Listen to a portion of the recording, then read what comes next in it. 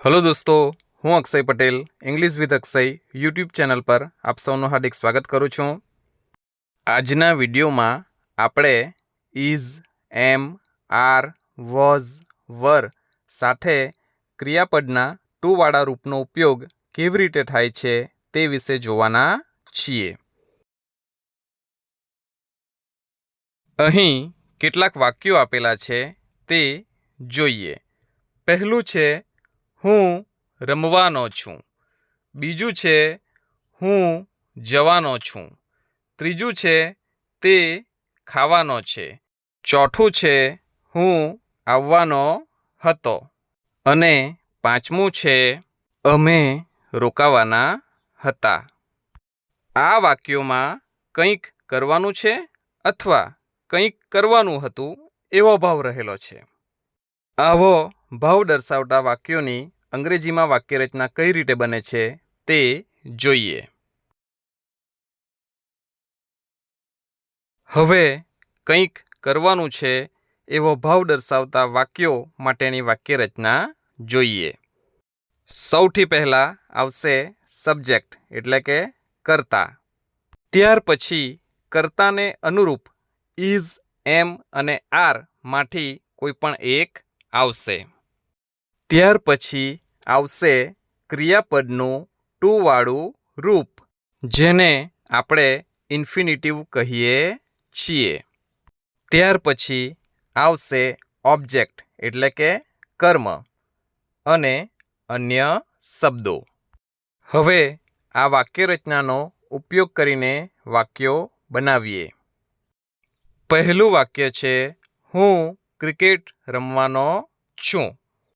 હવે અહીં સબ્જેક્ટમાં હું માટે આઈ વપરાશે, ત્યાર પછી ઇઝ, એમ, આર માંથી આઈ સાથે એમ આવશે, ત્યાર પછી રમવા માટેનું ક્રિયાપદનું રૂપ પ્લે ટુ સાથે આવશે એટલે ટુ પ્લે અને ક્રિકેટ રમવાની વાત છે એટલે ઓબ્જેક્ટ તરીકે આવશે ક્રિકેટ। આ રીતે આપણું વાક્ય બનશે આઈ એમ ટુ પ્લે ક્રિકેટ। બીજું વાક્ય છે હું રમવાનો છું। અહીં ઓબ્જેક્ટમાં કંઈ નથી એટલે આપણું વાક્ય બનશે આઈ એમ ટુ પ્લે। હવે અગાઉ મુજબના કેટલાક વાક્યો જોઈએ। પહેલું વાક્ય છે હું શાળાએ જવાનો છું, જેનું અંગ્રેજી થશે આઈ એમ ટુ ગો ટુ સ્કૂલ। બીજું વાક્ય છે હું જવાનો છું, જેનું અંગ્રેજી થશે આઈ એમ ટુ ગો। ત્રીજું વાક્ય છે તે કેરી ખાવાનો છે, જેનું અંગ્રેજી થશે he is to eat mangoes. અને ચોથું વાક્ય છે તે ખાવાનો છે, જેનું અંગ્રેજી થશે હી ઇઝ ટુ ઈટ।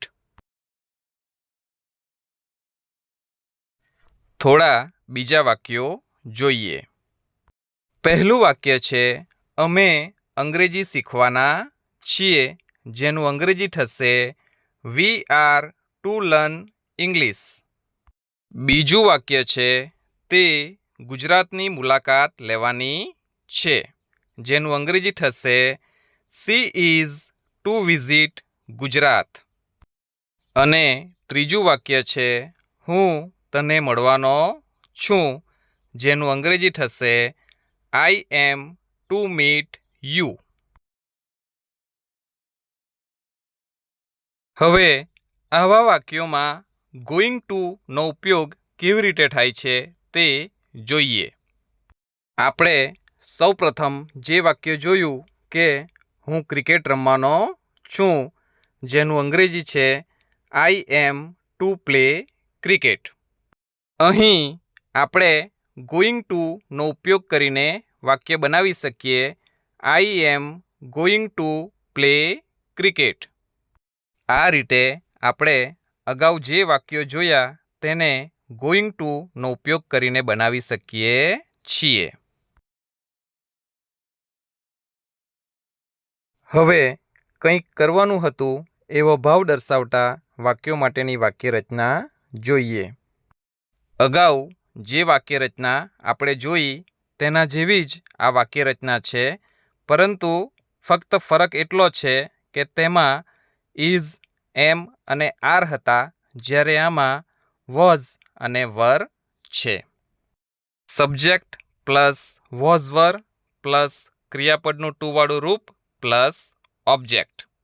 અહીં પહેલું વાક્ય છે હું ઘરે આવવાનો હતો, જેની અંગ્રેજીમાં વાક્યરચના થશે I was to come home.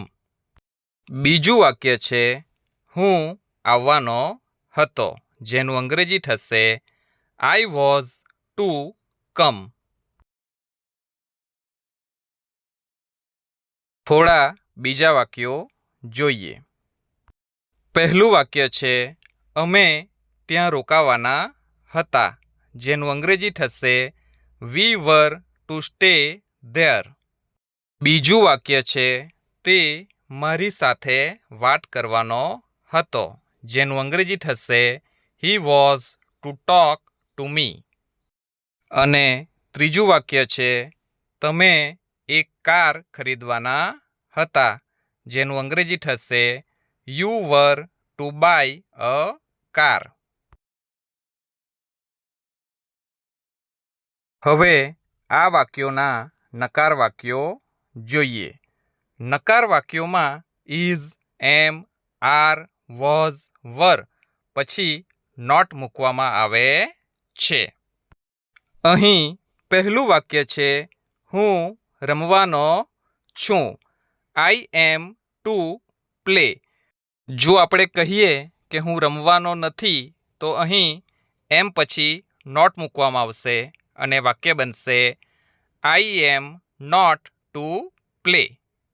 ત્રીજું વાક્ય છે હું ઘરે જવાનો હતો, આઈ વોઝ ટુ ગો હોમ. જો આપણે કહીએ કે હું ઘરે જવાનો ન હતો તો અહીં વોઝ પછી નોટ મૂકવામાં આવશે અને વાક્ય બનશે I was not to go home.